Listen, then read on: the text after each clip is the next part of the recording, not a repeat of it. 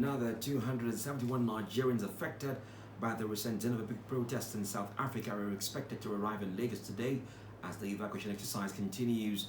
The Ministry of Foreign Affairs, in a statement by its spokesperson Kimi Bienfa, said the latest group will bring the government closer to completing the voluntary evacuation of Nigerians who registered to return home.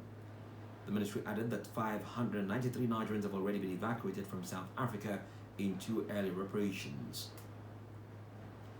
President Bola Tinubu has urged the media not to serve as platforms for bandits and terrorists through the reportage. The president made the appeal at the Maiden State House Press Corps presidential dinner held at the presidential villa in Abuja, where he called for responsible journalism in the interest of national security. Tinubu cautioned media organizations against reports capable of undermining the country, stressing the need for accuracy and professionalism in news coverage. The president also defended his administration's economic reforms, describing them as difficult but necessary measures. He said the policies are already producing positive results, including renewed investor confidence in the country. Meanwhile, the controversy surrounding the alleged Presidential Foreign Intervention Promotion Council has intensified, with Adeyemi making fresh allegations against the Chief of Staff to the President, Femi Gbajabiamila. Addressing journalists, Adeyemi accused the Chief of Staff of making conflicting statements about the existence of the Council and the Presidential Economic Advisory Council, calling for an independent investigation into both bodies. Adeyemi, who further alleged that Gbajabiamila received 400 million naira through a proxy and demanded an additional 200 million naira to facilitate his appointment, questioned references to the Council in the 2026 Appropriation Act. Meanwhile, the president has denied the existence of the Council, describing Adeyemi as an imposter facing criminal prosecution, while Adeyemi has appealed to President Bola Tinubu to set up an independent panel to investigate the allegations. Residents and motorists in Port Harcourt have raised concern of the alleged activities of louts, otherwise known as agberos, at bus stops across parts of the River State capital.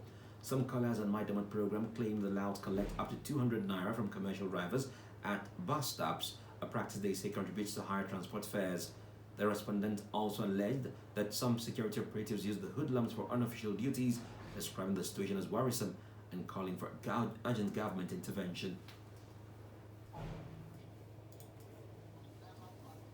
Agbero will not elect Mabel as even of these hoodlums they are target of the bus. For example, garrison bus, DMC bus, and Gary bus, when they consider all these transferring over, they wipe out the bus. All those areas that no buses take traffic to it, take advantage of holding our fare and which people they go. If they carry the vehicle to their station, they will take 10,000. If they are extorting money from our driver because of money bus. I even went to my one station and I report to the authority that they follow us and make up and man estimated bus so that our drivers do not fall this into they refuse because they are getting money from all drivers.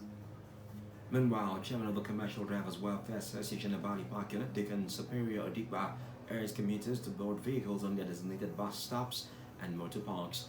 He said using approved loading points would help protect passengers from theft and other security risks while ensuring safer transportation. They'll just enter motor, So we are the senior here to follow them, to follow them. So most of them don't forget their moments and things inside the motor. So guys, when the motor them, you write their number and everything, to take their number and everything, and everything then. When they come that they lost their mistake, when they come, you ask them say, do you know the motor? You will say, yes, the motor, who's calling up the motor? Or do you know the motor number? What is the motor number? We'll talk. The road users. Or some say they will know the motor number. So when they call the motor number. My Demand program airs every Thursday by 11 a.m. on the station. Medical experts have identified active and passive smoking among women as a major risk factor contributing to babies being born with cleft lip and palate. Medical consultant Professor Aziz Butali said greater public awareness and stronger collaboration among healthcare professionals will help prevent the killing of newborns affected by the condition. Speaking at the 7th Scientific Conference and Annual General Meeting of the Nigerian Association for Cleft Lip and Palate, Professor Butali stressed that early diagnosis is key to reducing stigma and preventing infanticide. let's obtain that kind of outcome. It could be genetics, it could be environmental. About 90% of the time is genetics. Environmental, women that smoke, about 30% of cases of women that smoke contributes to that. Smoking is the most consistent, whether active or passive. So if your partner is smoking, you're at risk if you're going to get pregnant. So we should educate people that smoking has consequences. And apart from cancer, it could lead to kids, things like that. And some of them actually lost their jobs. And we also have a study that is ongoing where domestic violence has occurred as a result of the woman having a child with checked. 15% of women that we saw reported that, and most of them actually reported it after they had the child.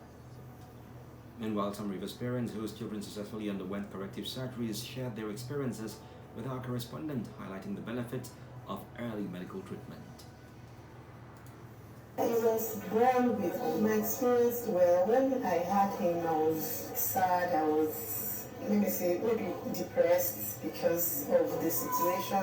But God helped us, and we were directed to Lasso. Then we were in Lagos, where we met the doctors, small train, and the surgery was done when it was 3 months old. The first surgery, which was the lip surgery. Then when it was 2 years, it was going to 3. It was the palate. I will also encouraged him, just like the same way my brother did to me, and I will tell them that there will be a solution. They should not be dismayed, and they should go to UPTH for treatment, and it's free of charge.